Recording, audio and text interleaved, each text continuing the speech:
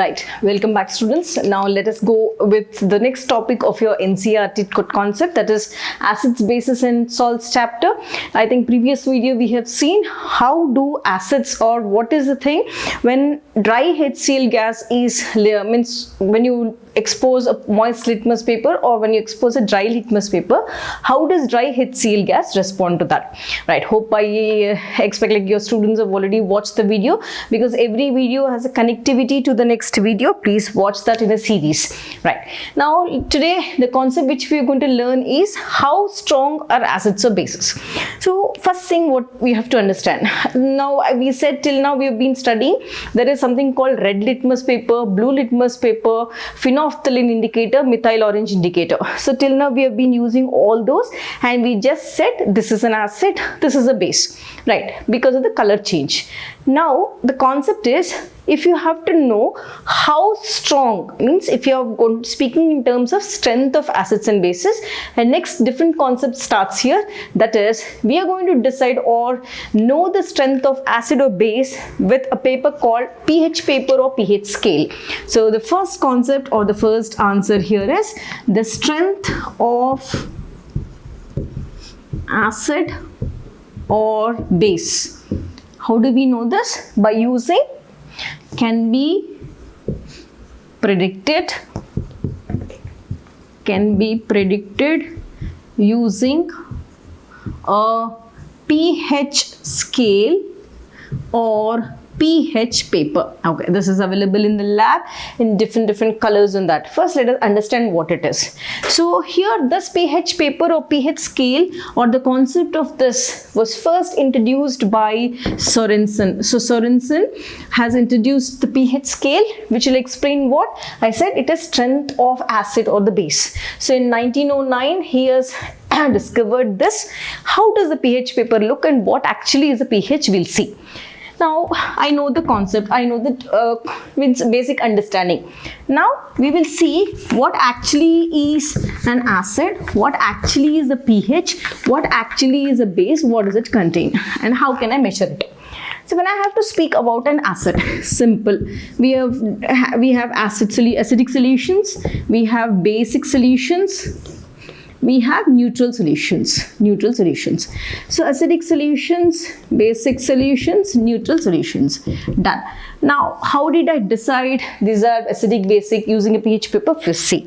Now we know acidic solutions. What is this concept?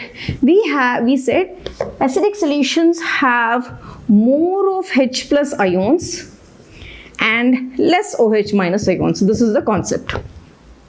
Correct? When it comes to basic solutions, we said they have more of OH minus ions and less of H plus ions. H plus ion concept, when we will not talk only, because when it ionizes sodium hydroxide, you are ionizing, it will dissociate into Na plus and OH minus ion. Correct? Neutral solutions are those where H plus and OH minus are both balanced, and that's why they are called neutral. Done. This is the concept. Now these solutions when I take on the pH scale, what does pH scale look like? Basically your pH scale looks just like, let me draw in the form of a scale. You will be watching an animated video also after this, but first understand the concept. So this is your P and H. See how I have written. Please don't write capital P and capital H. So P and H scale. P here stands for potence, means power. What is P standing for? Potence or power. H is standing for H plus ion concentration. Right? Now, in your pH scale, you have a scale which is starting from, let me erase this, I need space. You have a scale which is starting from 0 and it's going to continue till 14. Exactly at the center you have 7. Now let us number this: 1, 2, 3, 4, 5, 6 and 7. Now let us number this: 8, 9, 10, 11, 12 and 13. Now what should I understand here? From 0 till 3 one concept. 4 to 6, one concept. 7, one concept. 8, 9, 10, one concept. 11, 12, 13, 14 is one more concept. What is this concept? Just see. An acid like HCl, remember the pH value is, now what do you do? How should I use this? You are going to take a pH scale, which will be just the pH paper, and you have a pH scale. On the pH scale, all these with different colors will be there, which you will be seeing in the animated video after this video, and numbers also will be given. You take the pH paper and dip it in the HCl, dip it in sodium hydroxide, dip it in water, neutral solutions, like that. When you dip it, it will show one color. You're going to take that pH paper and come and put it on this pH scale and match it. Okay, if you get an orange color or blue color or green color, like that, you'll be matching it. Whichever color matches, that is the pH value of that. Now, what should you remember? If the values ranges between 0, 1, 2 and 3, it is a strong acid. Remember, let us come to the end.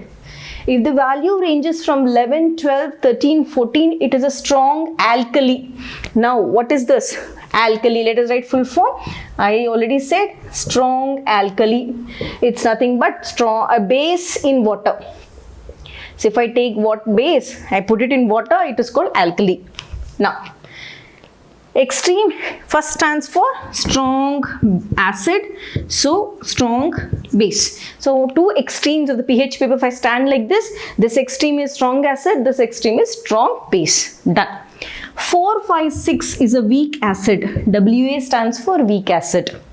7 is a neutral solution, neutral, where H plus is equal to OH minus. The best example is nothing but water. Water is a neutral solution and in universal solvent. That is the reason we are able to drink normally, because it is a neutral. pH value is 7 in nature, correct? It will show green in color in the pH paper. Done. 8, 9, 10 is a weak alkali. Remember that, weak alkali. So if I stand like this and see, strong alkali is on my right hand side, strong acid is on my right hand side, strong alkali is on the left hand side. In between our weak acid and in between our weak base, and the center is a neutral solution. Remember students, simple. So whenever your teacher is giving you or anybody asks you a question, acetic acid, where does it fall? Acetic acid is a weak acid. It's going to have a value at here, CH3COOH here. If you have HCl, it falls a value around here in between this. If you have sodium hydroxide, it's a strong alkali, you'll get a value around here. If you have a weak base, like calcium hydroxide something, you get here.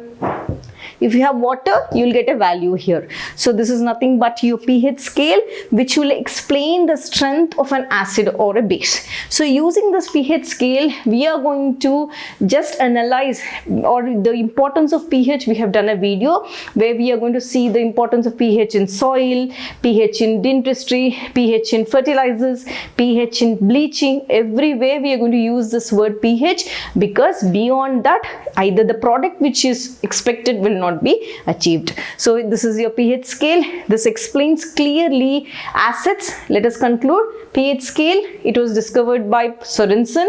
Point number 1, how many units does it contain? From 0 to 14. Point number 2. Point number 3 is, here we said 0, 1, 2, 3, the scale is for strong acids. 4, 5, 6 is for weak acids. 7 is for neutral solutions like water.